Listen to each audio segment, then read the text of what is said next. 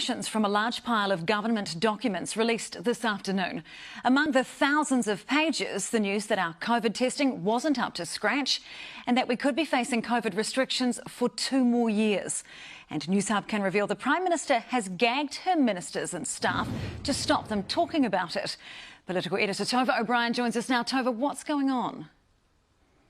Yes, Sam, screeds of documents dating back to January and covering almost everything to do with the government's COVID response. And there's some pretty gnarly stuff in here, an admission that the government doesn't really know if people are self-isolating properly or not, that the speed of testing needs to improve, that unions strong-armed the government to increase the amount that employers top up the wage subsidy, despite officials warning the government that to do so would mean more people could lose their jobs. And there's also an acknowledgement from the Prime Minister that we could be in level 3 or 2 for up to 2 years. But one thing that's not in this pile of documents is an email that was leaked to Newshub from the Prime Minister's office to all of her ministers, gagging them from speaking to the media. It says they're only allowed to provide brief written responses to the media, that the Prime Minister would have to approve and sign all of those off. It provides specific talking points to keep her ministers on message. And get this, it even says there is no need to defend the COVID response. Instead, quote, we can dismiss, and quote,